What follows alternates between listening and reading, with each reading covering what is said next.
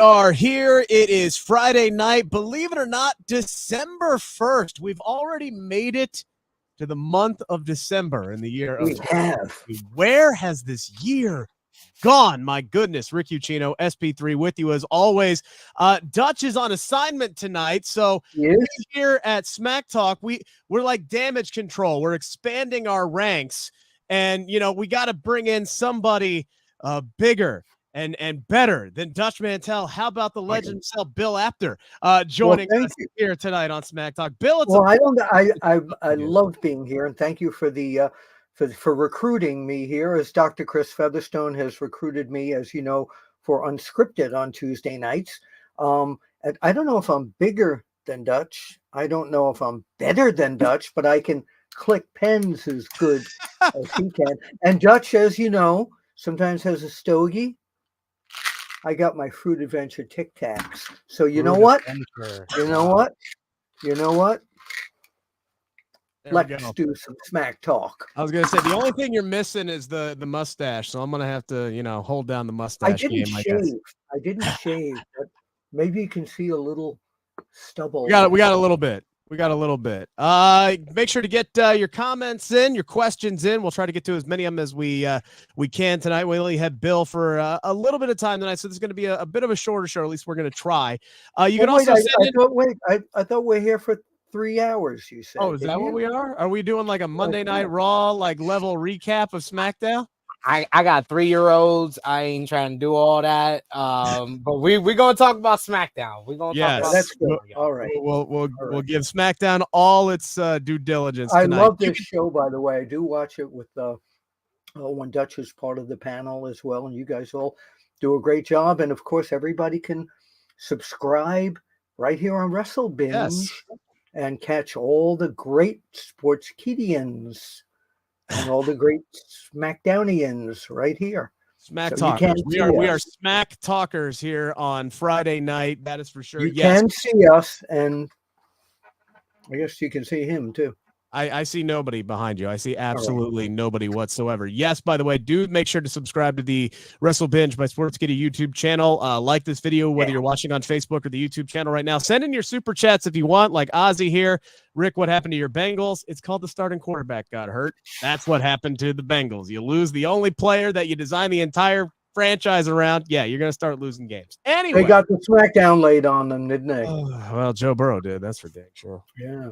I don't follow football, but I'll tell you my knowledge of football is so bad. How bad is it, Bill? When we moved here from New York to Pennsylvania, somebody told me I could get you Eagles tickets, and I said I have seen them in concert about 6 times. They're my favorite band. So very good. Well, we are not here to talk about football tonight, although Dutch likes to talk about college football from time to time. We are here to talk about Friday Night SmackDown, and let's start with the ending tonight, gentlemen. A lot of this show was centered around damage control tonight. We will get to that, but the headliner tonight was Randy Orton, who made his return this past Saturday at War Games at Survivor Series. Looked absolutely incredible. Fantastic shape. He looks jacked out of his mind, as Corey Graves said on commentary tonight. We saw him a little bit on Monday Night Raw, and tonight was centered around, and I love this, the competition between Adam Pearce and Nick Aldis tonight to sign Randy Orton to Monday Night Raw or to Friday Night SmackDown as an exclusive contract. They don't want to keep Randy Orton as a free agent here, Bill. At the end of the night, he ends up on SmackDown, and we'll talk about the storyline ramifications of this, but just looking at the roster from a whole, Randy Orton ending up on SmackDown, I think, especially with John Cena now out of the picture and with Randy as a major over babyface right out of the get-go here, I feel like this is, however we got there, which I did like how we got there tonight, this seemed like the move to make. Randy Orton needs to be on Friday. Absolutely. I think that contract signing segment held off until the very, very end. But I think a lot of fans may not realize that part of this whole situation with Randy Orton and the 2 general managers may also have us see down the line. I'm just looking in the future here that both Nick Aldis and Adam Pearce are excellent professional wrestlers. And I think this is not only heating up Randy Orton with the Bloodline, but I think this is also starting a feud more so between Aldis and Adam Pearce. What do you think? Yeah, for sure. And we've seen that this slow build here, but you talk about Adam Pearce and Nick Aldis being great professional wrestlers in their own right. SP3, I thought the best thing on the whole damn show was Randy Orton tonight RKOing Nick Aldis out of nowhere and then just shrugging, because that to me at least leaves a little sliver of hope. Maybe we see Nick Aldis in the ring, or maybe it's just Randy Orton being Randy Orton.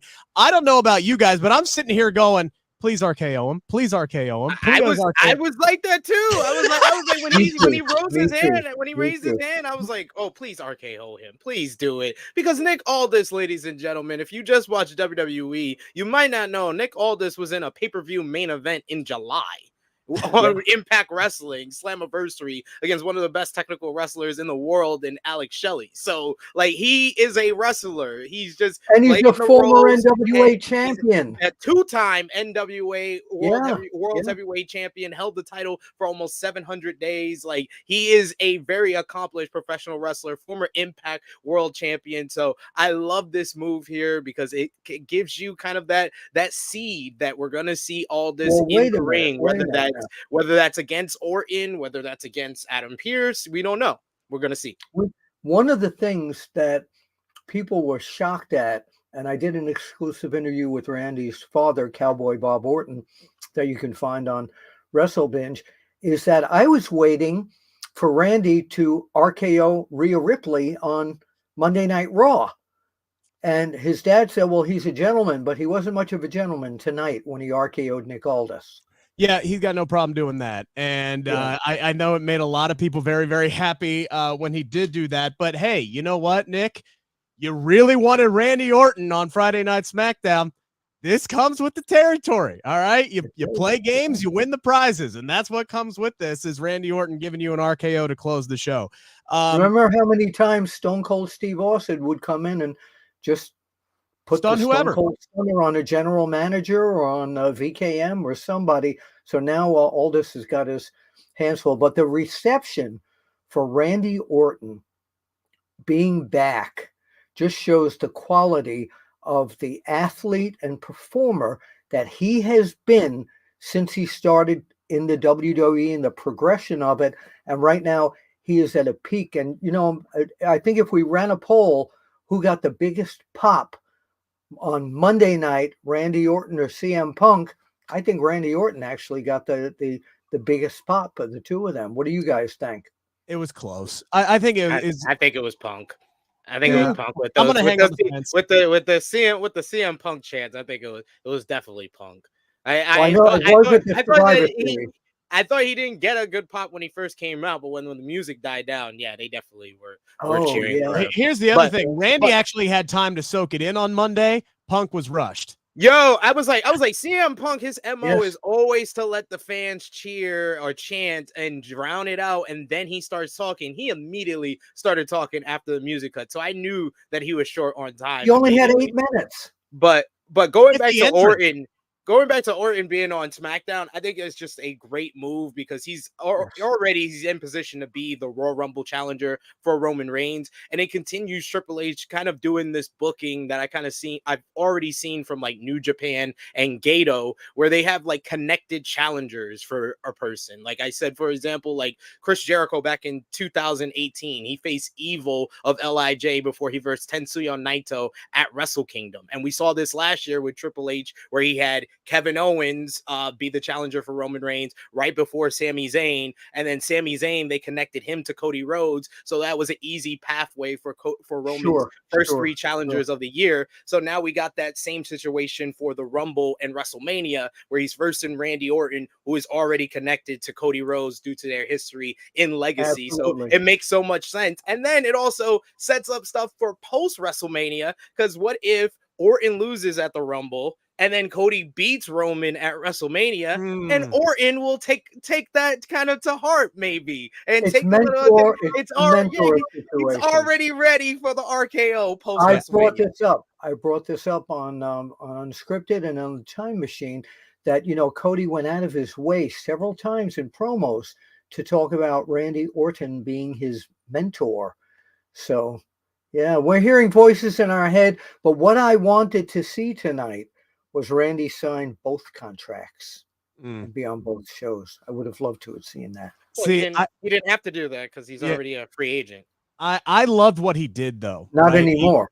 He takes both contracts. I love what he does. He takes both contracts. This is after Adam Pearce and Nick Aldis had their pissing contest in the middle of the ring. Like, they're talking over each other. They're like, no, I'm going to offer you this and I'm going to offer you this. Adam Pearce throws out the biggest thing he could possibly think of, which is the World Heavyweight Championship matchup. And Randy's like, I've had 48,000 of those in my career. Ain't no big deal. But what he really wants is only one thing that Nick Aldis can give him, and that's the bloodline, which I love the long-term storytelling in this. Yes, it happened 18 months ago, and I had to be reminded that in storyline mode, it was the bloodline that took him out because my memory is terrible. But still, the fact that they're going to go back to that and immediately that's what they jump in, it makes the most sense. Because when Orton left, he was with Matt Riddle. Matt Riddle's no longer with the company. Can't lay on that, but that doesn't mean Randy doesn't want revenge. So now he's here on Raw on Friday Night SmackDown. He takes both contracts after he had RKO'd Jimmy Uso, and Jimmy is just laying there dead to the world at this point. He takes both contracts. He chucks the Monday Night Raw one out of the ring.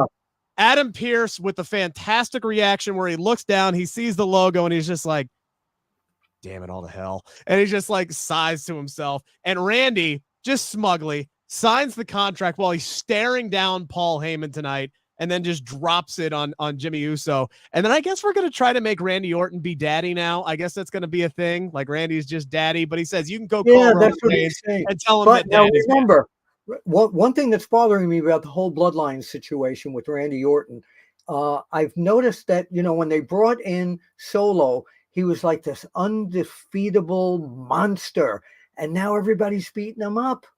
But he just dominated John Cena. He just eliminated your boy behind you. He didn't get beat up, and he brawled to the back with LA Knight. I was worried about him coming out. LA Knight was beating him up at first. They were brawling. They were fighting. That's how they do with the monster heels. If they don't want you, like, as long as he didn't bail from the ring or do a cowardly heel thing, I was totally fine with that. Here's the one thing that I really loved, by the way. The spot where LA got him out of the ring. Oh, it was so perfectly timed, because so often the baby face or whoever's grabbing the top rope will grab it way too early, and then so-and-so has just got to go fly over it, even though they clearly see that the rope has been drugged down. It was perfect timing. And then immediately Solo Sikoa's like, whatever, I'm outside the ring. I'm going to drag your ass out here, and we're going to fight off to the back and leave, Jimmy to get RKO'd to hell. I did love also tonight here, guys, that LA Knight got involved in this, because once Randy Orton, my worry about this whole thing with the comeback of Randy Orton being so hot and the comeback of CM Punk being so hot, were they going to just, LA Knight will do something with him? But they showed tonight, and the crowd popped for him too. They showed tonight that they're going to keep him in the mainstream. I originally thought Cody was going to come to the rescue, and then when I heard LA Knight's music hit, I was like, yeah. I got it. Yes, exactly. I got a big smile on my face, because I'm sitting here and I'm going, damn it, you already kept LA Knight off the Survivor Series card, right? And then, like, last week he beats Jimmy Uso and he says he's not done with the bloodline. I'm like, well, now you're infusing Randy Orton into this SP3. Well, where does LA Knight fit into this? Yeah, they keep him into the picture, but still, where does he fit into this? I mean, y'all up here asking about LA Knight. We saw LA Knight is fine. I'm just worried about AJ Styles, because it just seems AJ Styles just keeps getting tossed to the back. In September, we were sitting up here on this show saying AJ Styles is being positioned as the next challenger for Roman Reigns. Now that's Randy Orton. I said, okay, AJ Styles not going to do that. He's going to probably feud with Solo Sikoa. Now it seems like LA Knight's feuding with Solo Sikoa. So if we got to wait? AJ Styles is sitting at home. I mean, he's collecting a paycheck. Right now, LA good Knight on him, but he don't have a role now. Yeah, but LA Knight right now is he's aligned with Randy Orton. So Randy's already got a friend. I'm going to tell you something. When you mention AJ Styles, though, confusion caused by CM Punk on Monday Night Raw, when he told all the fans that AJ says hello. I cannot tell you how many people ping me saying, what does AJ Styles have to do with CM Punk? They didn't know that his wife was AJ Lee. Yeah. The younger generation got that one for sure. Yeah. We all popped for that one. We knew what he was talking about on we that knew one. It. Right. That's funny though. Absolutely. That is but funny. it was a really good ending segment, and Randy right now is the real hot face of SmackDown. Yeah, you got two of them, which is a good option because it wasn't that long ago they didn't really have any, but they needed more, especially with John Cena out and now back in Hollywood. They needed another big baby face. Well, and you're gonna as have SP3 said, with AJ Styles still on the sideline for God knows how long. My guess is he comes back at the Rumble at this point. Probably not. And maybe he challenges Roman at Elimination Chamber. So maybe that's Roman's not working Chamber. He's not. No, I keep telling everybody. Why does everybody keep booking Roman for Chamber? He's not. There's right, been nothing, right at this point. nothing that says Roman Reigns is going to be in Australia. Yeah, not yet. Not yet. The other thing is that that I think somewhere in the next, I don't know, few weeks, we'll see Randy Orton teaming with LA Knight against Solo and Uso. That's got to happen. Oh yeah, they got 2 months before the Royal Rumble. We'll probably see that match 3 times. What a tag team with week or the New Year's week. That'll probably be the big tag team. Yeah, but I think that'd be. And by the way, since we brought up Matt Riddle, congratulations to he and his lady. Yeah. They had a baby girl, I believe, last night. So congratulations. Congratulations, congratulations to all the WWE and former WWE babies, because I know Carmella recently gave birth, Alexa Bliss recently gave birth as well. Right. Great story about Alexa Bliss that she shared on Twitter, by the way. Her daughter's name is Hendrix, and she was born on Jimi Hendrix's birthday. Yeah. Nice. So nice. Born on the same birthday. Shout out to Sammy Guevara and Ty Mello. Yes, I knew there was another one. I couldn't remember. I'm glad she wasn't born on Boris Karloff's birthday. Maybe it would have been known as Karloff. But never mind. Go ahead. Yeah, let's just go with Hendrix. I am glad though, by the way, that they played a CM Punk recap from Monday Night Raw, because that gives us an excuse talk about what we heard from CM Punk on Monday Night Raw this week. SP3, I haven't had a chance to talk to you very much over the last couple of weeks because I've been dealing with some stuff. But I'm very interested to hear your reaction to what CM Punk had to say in his abbreviated promo. Again, there wasn't a whole lot planned out for that. You don't script CM Punk at this stage in the game. He had stuff he wanted to say. It got cut down to about 6 minutes or so. So what we got out of CM Punk, I'm curious to what your reaction is after 10 years and everything that he has said about WWE. Now, all of a sudden, he shows up on Monday Night Raw and says, "This is where I belong. I'm home." I think that when CM Punk gets into a feud, it's going to be very riveting and compelling television. Him versus Seth Rollins, him versus Kevin Owens, him versus Sami Zayn, him versus Jey Uso, him versus Roman Reigns, him versus Gunther. Like there's so many great dream matches for him in WWE. That's why it was so exciting to see him return on. You forgot somebody. The natural feud for CM Punk, because of where they just came from after Nakamura is out of the picture, has got to be something with Cody. Oh yeah, that's down the line. That's going to be after Roman. Feeling. That's going to be after Roman. But all those feuds, great dream matches, great feuds, going to be great on promos. This was not a great promo. This was, it's just soulless. It's like Game of Thrones season 8. It's a soulless imitation of what it used to be. It felt very disingenuous. The one line that got me is when he says, "I'm home because I love you guys. I love you guys." It was kind of like he said it twice because he didn't believe it the first time. So he wanted to reaffirm it to himself. He said, "I love you guys. I love you guys." Okay, that one worked. That one. Yeah, that's the line. I love you guys. The line I took home more than anything. It's just so, it didn't feel like it had any heart, any passion. And that's rather unfortunate. I think that this will be kind of an aberration. It'll be something that we'll say, oh, yeah, the first promo, it wasn't up to snuff, but everything else has been great. I think that we will be like that in a month or two from now, but we cannot deny the fact this was underwhelming. No, the best line that I felt really hit home was, well, hell has frozen over. Yeah, that's where the promo peaked. That was the first line he said. That was it. That was the first thing that he said. And that's honestly where the promo peaked. And that's I hate the fact that I agree with SP3 because I was genuinely excited to hear what this man had to say because I wanted to hear what he was going to come up with. And CM Punk is always so real. He says what he is on his mind. He says what he means. But there is no way on God's green earth that he meant what he said because this man has just crapped all over WWE, said this is the place that if he had stayed at, he was gonna die. His words, verbatim, he was going to die if he stayed in WWE. This man spent the better part of the year that he was actually on television in AEW, taking shots at WWE at every turn that he had. And then he shows up and he says, all of a sudden, this is where I belong. Okay.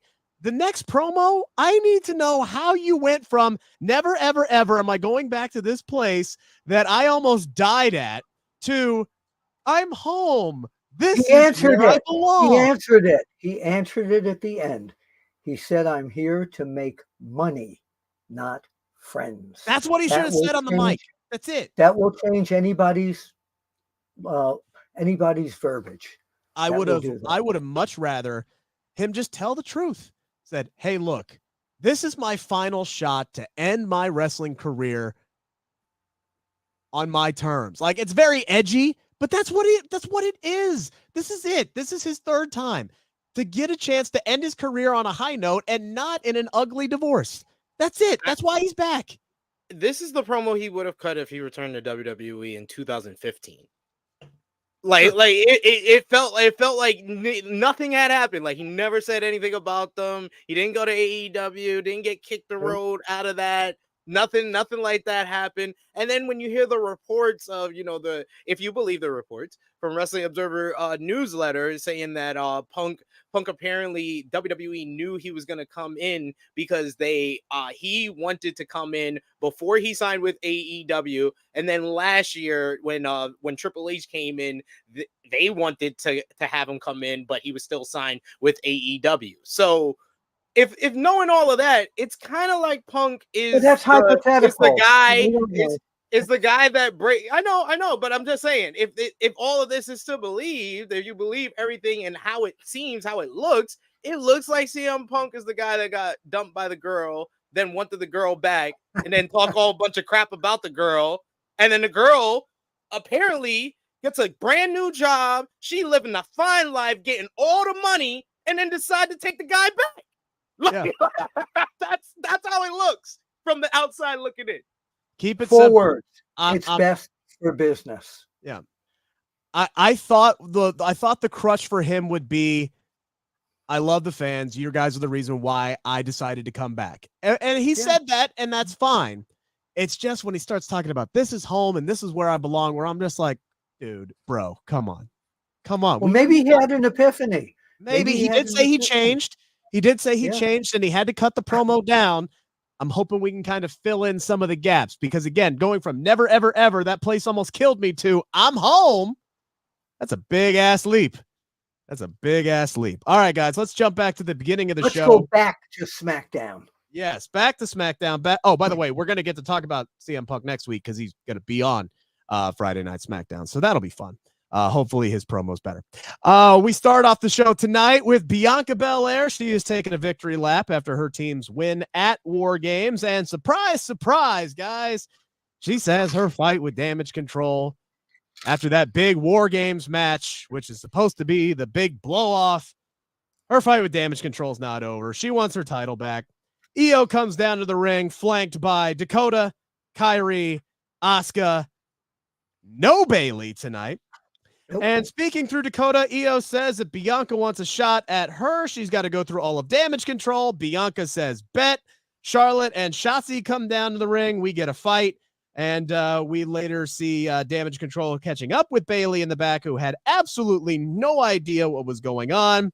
And then we get Dakota saying, hey, maybe you should go out there and help Kyrie tonight because she now has a match with Bianca Belair. This was SP3. This is the problem I have with all 8 women who are going to be on television on Friday Night SmackDown week in and week out being involved with one another, because there's nowhere else to really go with them until they finally split up Bayley and fracture these women apart from one another, because it's always going to end up being the 4-on-3 situation. Now that Becky's back on Monday Night Raw and Dakota still can't fight, it's always going to end up being this 4-on-3 situation until they finally decide that, hey, Bayley's a babyface now and we can flip her around and get this thing going. It feels like we're just stuck waiting for that to happen at this point.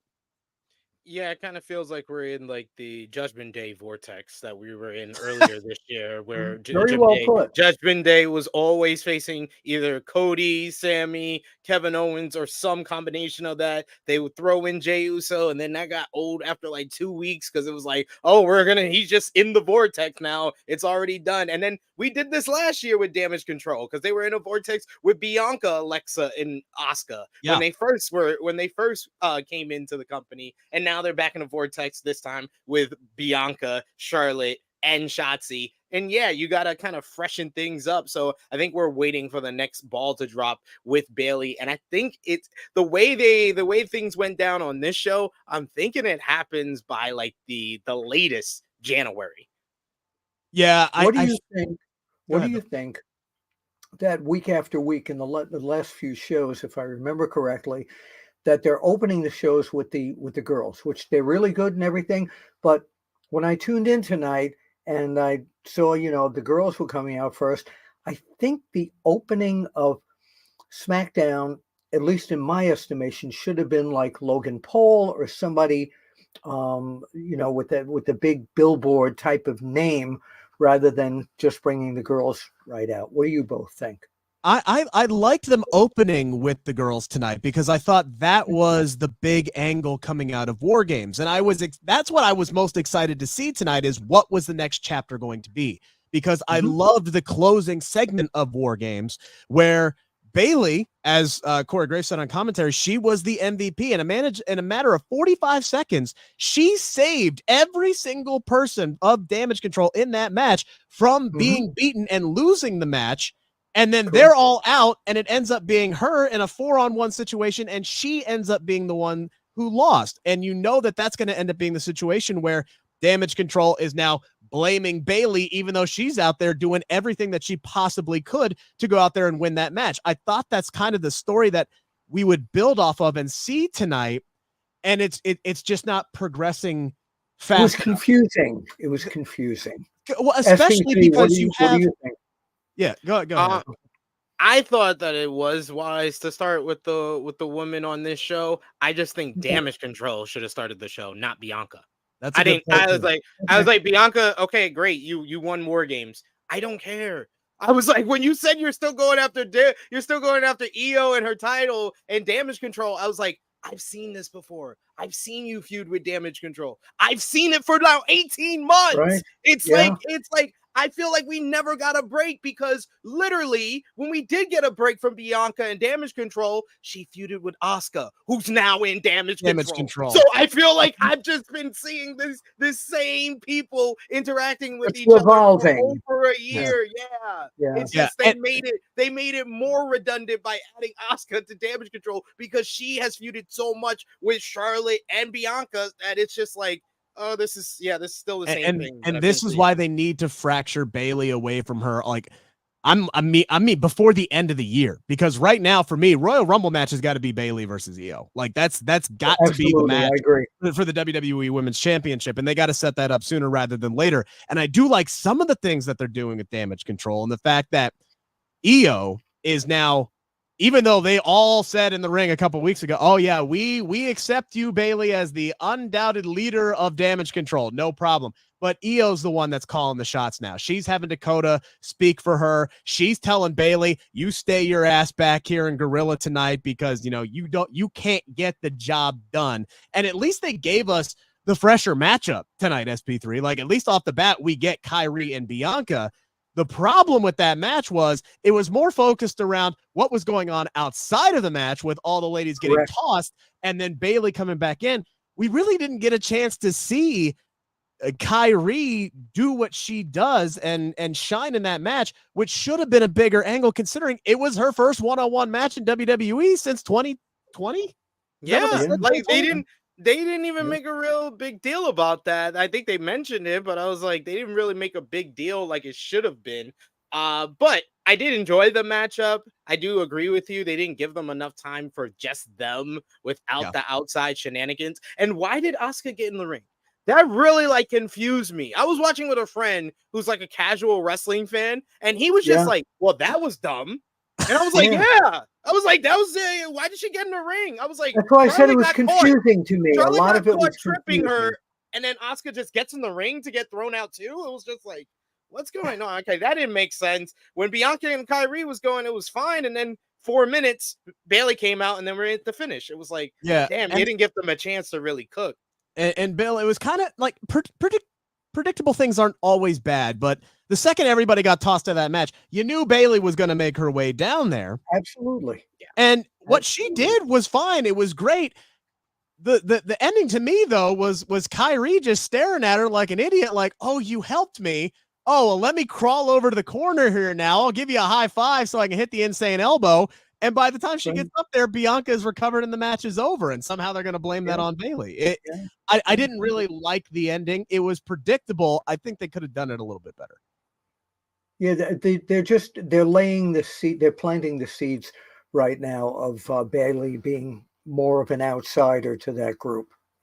Yeah, which is fine. And I'm all for like a big baby face run for Bayley because we never really had a really successful big babyface run for Bayley on the main roster, and I would absolutely love it. And we got to change the status quo, or we got to add some more women to Friday Night SmackDown, or actually get the other 4 women who are on the roster. Well, they could do that. They could bring some women up from NXT. There's plenty down there, but they have 4 women who are on the roster that hardly get TV time anymore, and Zelina and Mia Yim and Alba Fire and Isla Dawn. As a matter of fact, that was the dark match tonight. It was a tag team match between those two. Okay, so maybe they're graduating them into the main TV part. I sure as shit hope so. As they would say in Clicheville, we'll have to see what happens. Look, if there's one thing that Triple H is, it is patient. He will take his sweet ass time with everything. Bobby Lashley defeated Butch tonight at a match that was set up on SmackDown Lowdown that I keep forgetting is a thing.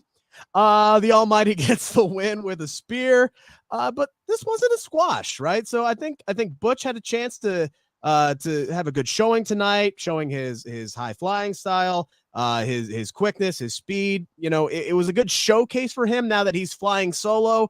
And boy, oh boy, guys, they are really hammering the fact that Butch is flying solo. And that showed up later when he ended up getting his butt whooped by Pretty Deadly in the back. What do you guys think they're possibly setting up here? Is Butch really on his own, or are we maybe setting up for Tyler Bate or somebody like that to show up and help him out? Well, I think that he should have been alone a long time ago when he was just working on the Pete Dunne name. He's got such that attitude, that furious attitude that I really like, that anger and spunkiness in the ring. So I hope they're going to keep him. I don't know where they're going to go with him because, Pretty Deadly.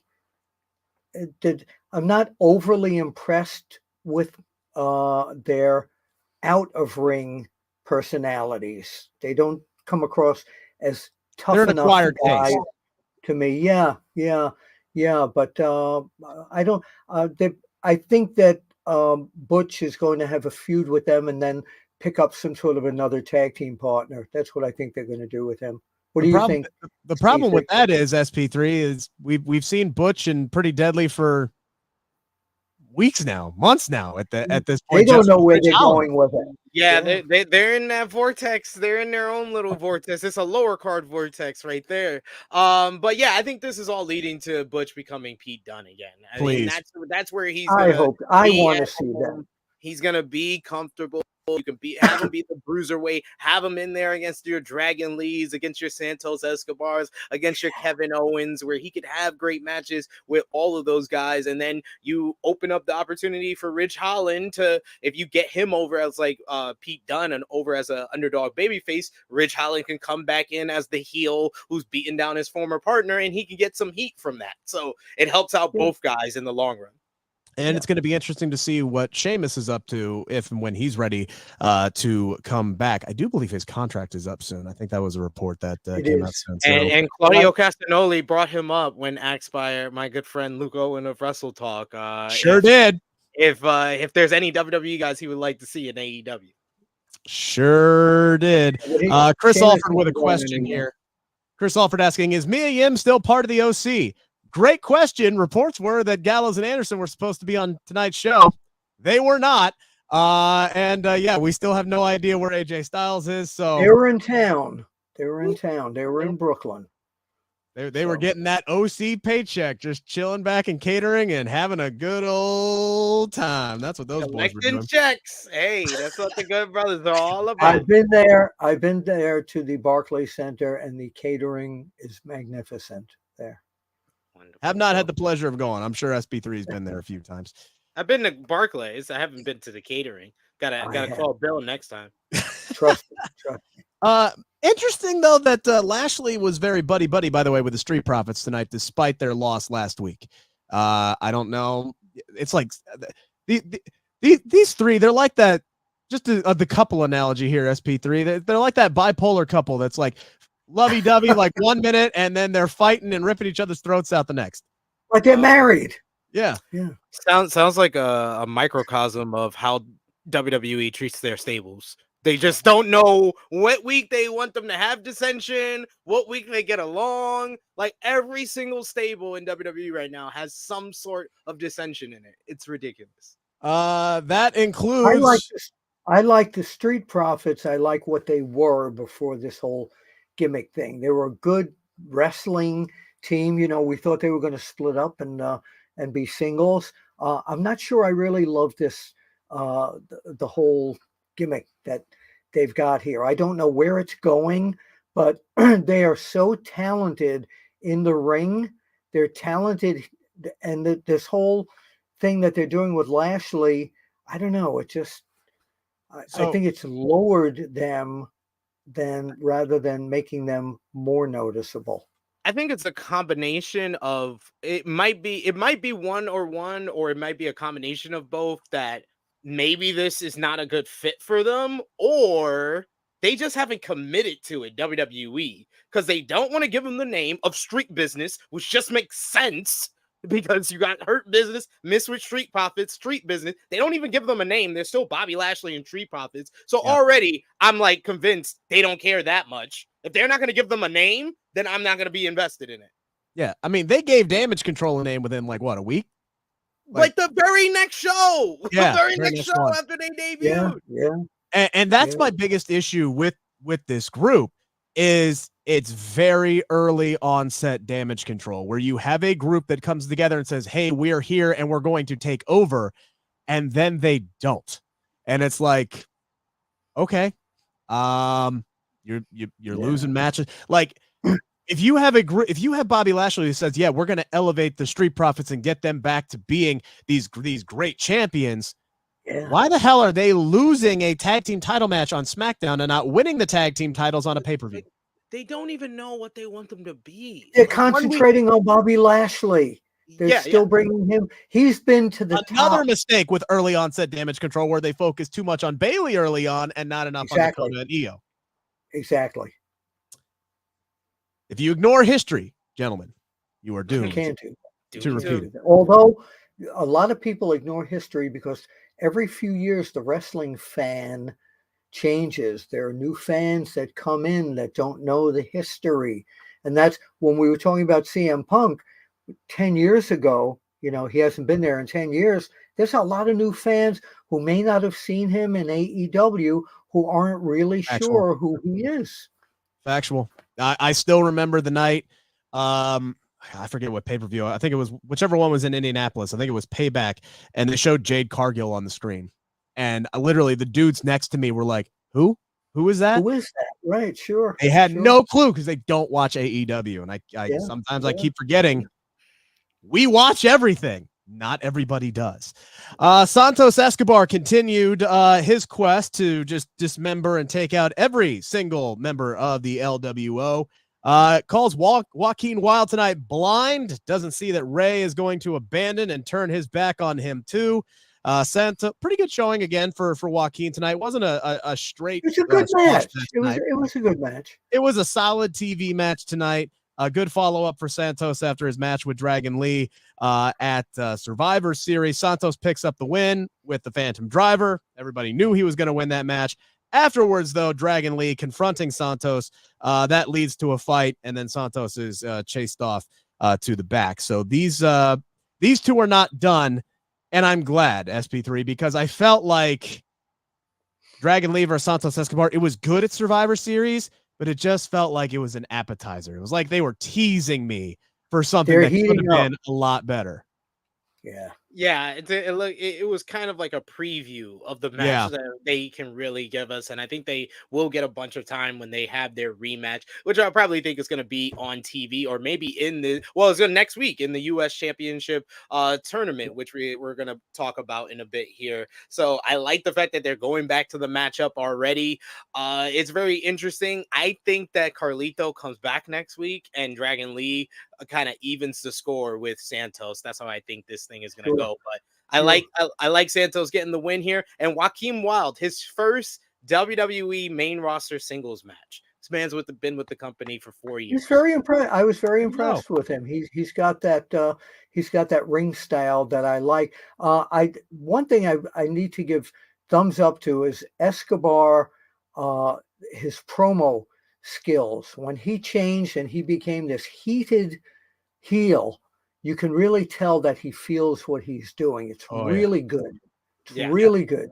Yeah, that's his comfort zone. Like, he is an alpha. He is an out. Like, when he joined up with the LWO and he's following Ray around, I'm like, okay, I saw the vision, right? Like, I saw the vision. It was all right for like a month, guys. After a month, you could tell that he just wanted to be a heel again.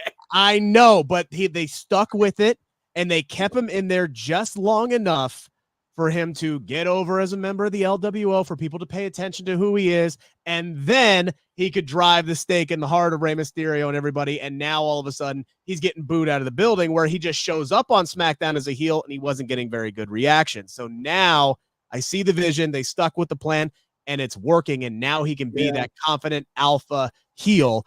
I want to see him shit on WWE for what they do wrong. They got it right with Santos Escobar and LWO. I want to see him come out next week with a Mysterio mask on if he wants to get even more heat.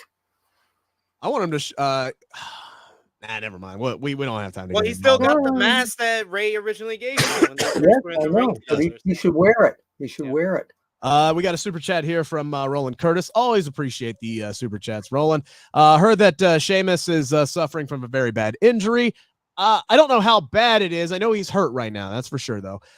This is my gripe with WWE having a roster of very old wrestler. Sheamus is 45. Science cannot overcome Father Time. Lashley is an anomaly. Look, there's a lot of. I get where you're coming from, and you're not going to be able to outlast Father Time, but a lot of guys are doing it more than you would think. You look at guys like Damian Priest is 40. LA Knight is now 41. These are two guys we're talking about as the future of WWE. We're talking about future world heavyweight champions and guys who can carry the company for the next generation. 40 and 41, Roland, is what we're talking about here. There's only so many guys. Name me 5 guys. How old is Randy now? Randy's 40. He's in his 40s. He's well over 40. Yeah, he's well over 40. Yeah. And he's yoked right now. He's 43. Yeah. So, I mean, he's 43. Lashley's 45, 46, somewhere in that ballpark. I mean, there's a lot of older guys. I mean, heck, Roman's getting up there, isn't he? He's 38. Yeah, Roman's 38. Seth is 37. Cody's 37. The fact that Roman Reigns is younger than Damian Priest to me is mind-boggling. Just absolutely mind-boggling. How old is Seth now at this point? Seth Rollins is 37, 38. 37, 38, 37. They're all, they're all in their late 30s, early 40s. The whole main event scene for WWE. There's just some guys who are getting started. Name me who on the main roster, other than Dominic Mysterio and I guess Logan Paul, is under the age of 30. Like, seriously. All the women. Yeah, all the ladies. Rhea Ripley. On the main roster? Yeah. Most of them. You don't want to mention the names of the ladies. Will get us in trouble.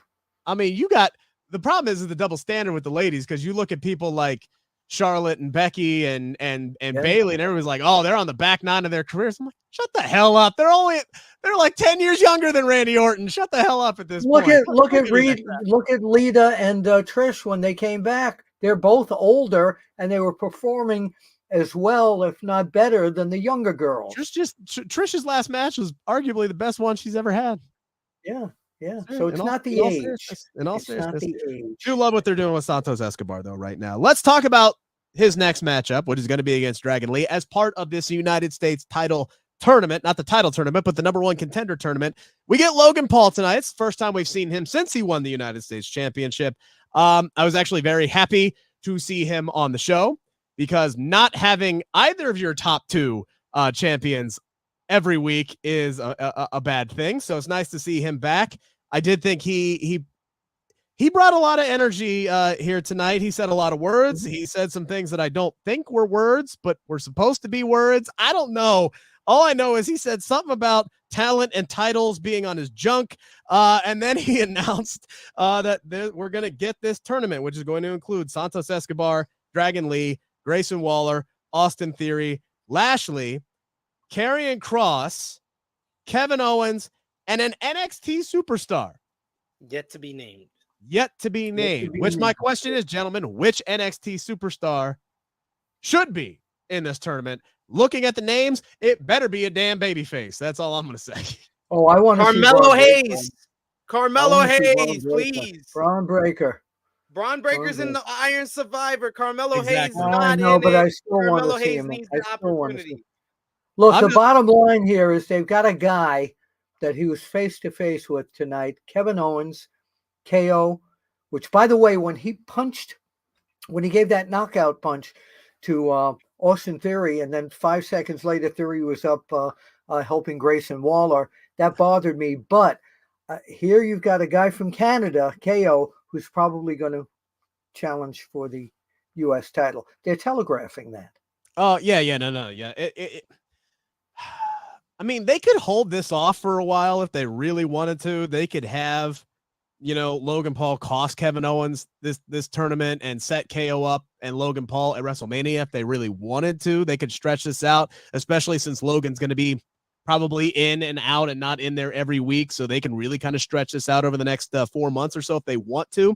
Or they can go straight into the Royal Rumble and they can do that as well and not telegraph this. But, I mean, I'm just looking at it, right?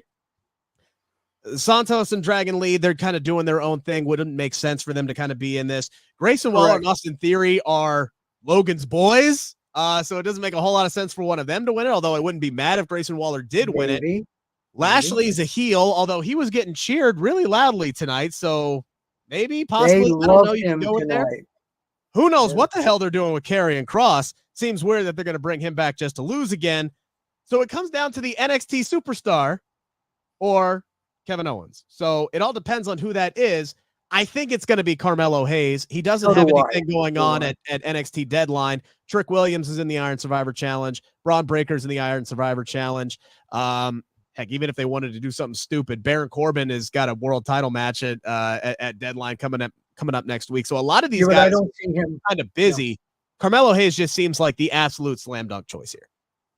Yeah, no, I agree. And I think they killed off Corbin for too many years in WWE at both Raw and SmackDown. So Carmelo Hayes, the fans of the two major brands there, Raw and SmackDown, have gotten a taste of Carmelo Hayes, and I think he's the guy.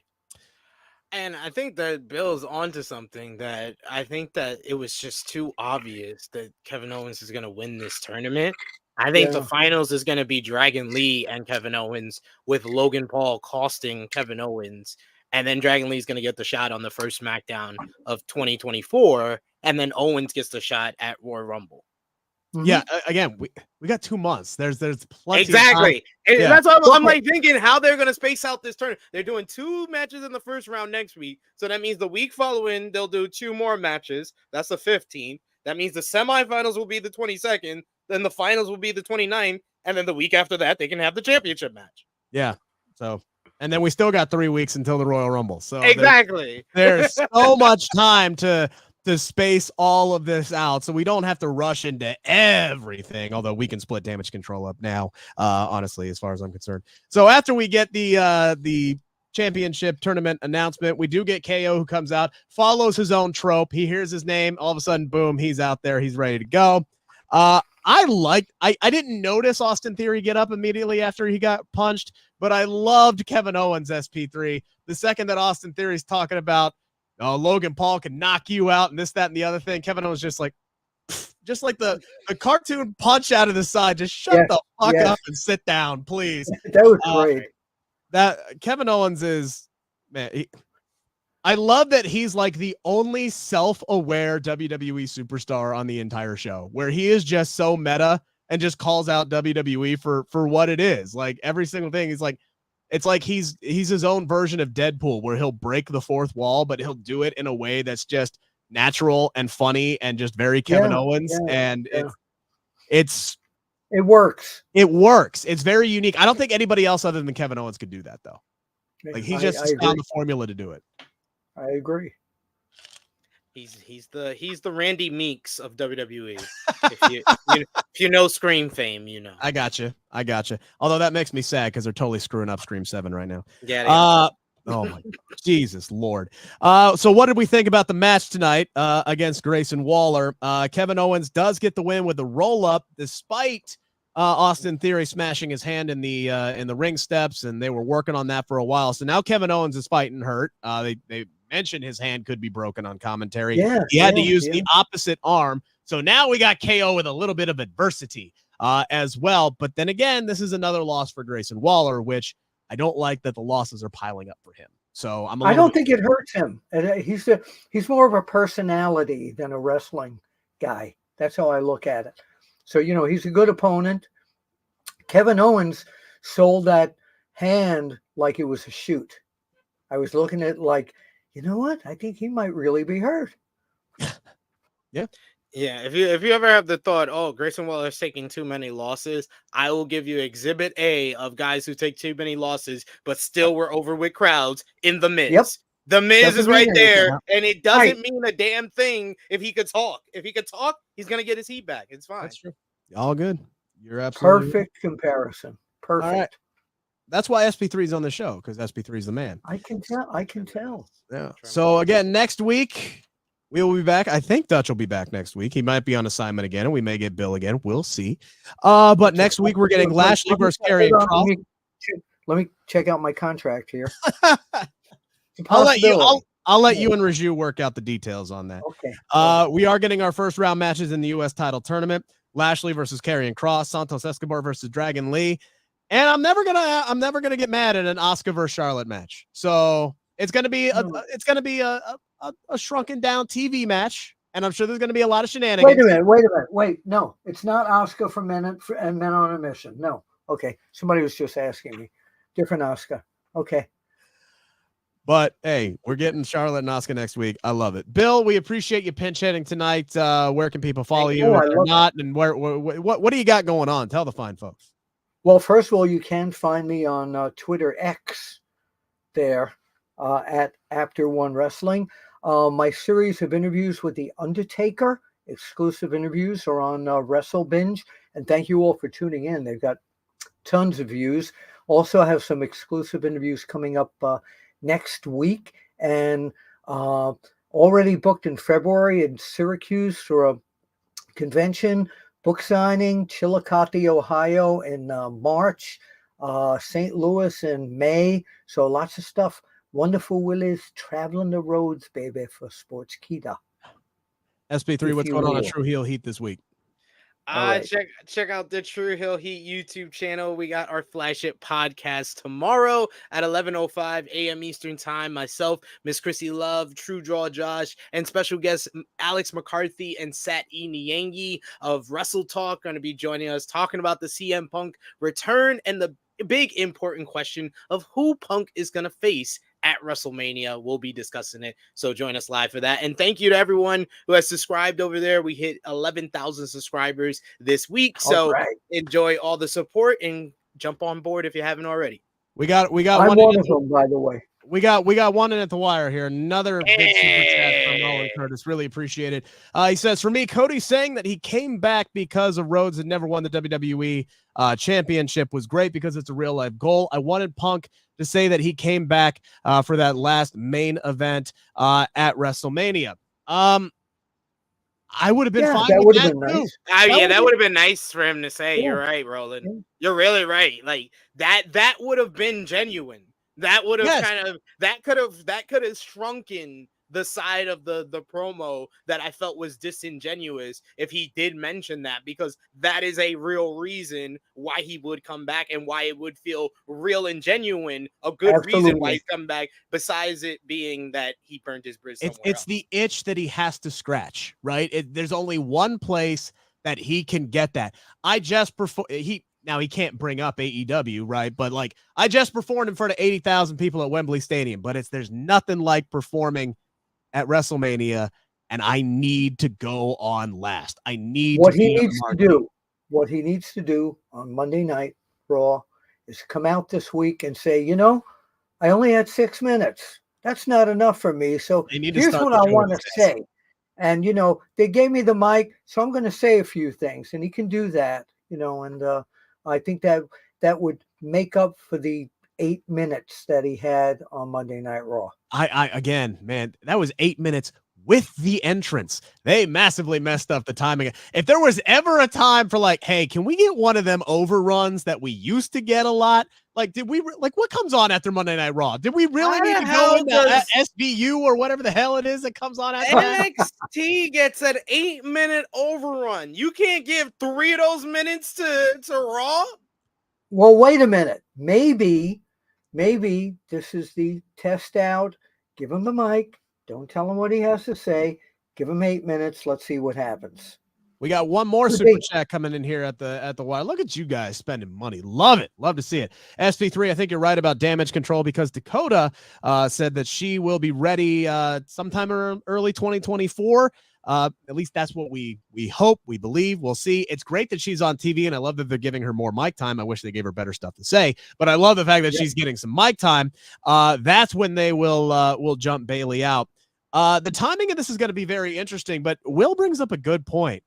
Where Dakota falls in all this is going to be interesting as well. Does she side with Bayley, or does she decide to stick with the guys? Rick is trying to sell y'all on. Keep watching. Let's say Dakota staying with the Asuka, Kyrie, and Io, because WWE doesn't trust the non-English speakers to speak. Yeah, they need. Don't forget. I thought about that as well. The mouthpiece part of it. In the shadows, somewhere in 2024, it could be early, it could be later. Alexa Bliss will probably making a comeback. So she might be part of this situation down the road. Alexa, maybe 2025. We don't know. Like probably this time next year. Yeah. They want to see her. They want to see her. So we don't know what's going to unfold here. Yeah. Or you know what? There's always a possibility. Maybe Mercedes decides to come back. Who knows? AJ Lee. Look, please. AJ Lee, perfect time. Look, if anything comes out of this CM Punk, just give me one. I'm not even talking about a match. Just give me one AJ Lee appearance on WWE TV. That's it. That's all I want. Just an appearance. Just a mic. Just have her skip down to the ring and smile. That's all I need. That's all my heart needs to be complete. Seriously. By the way, guys, you can follow me on the X or Twitter, whatever the hell you want to call it, at Rick Ucchino, spelled like it is on the screen. That's the one-stop shop for everything I got going on right now, whether it is my work over at SB Nation, CageSideSeats.com. The Monday Gorilla Position comes out every Monday afternoon. That is my weekly column. Plus, you can get all my interviews over there. And shameless plug. Started working for Sports Illustrated this week covering the Cincinnati Reds. So InsideTheReds.com if you're a Cincinnati sports fan. Talked to Andrew Abbott this week, and my piece dropped today with that conversation. So you can check that out as well. Bill, thank you so much. Appreciate the insight. I enjoyed the conversation. I love it. It's lively. It's informative. And I'm with two guys who really know their stuff. Oh, don't lie to me. All right. Anyway. I'm sorry. They told me that if I did this tonight, I had to put some lies in. We'll see you at the matches. Yes. Take care, everybody. Enjoy the rest of your weekend.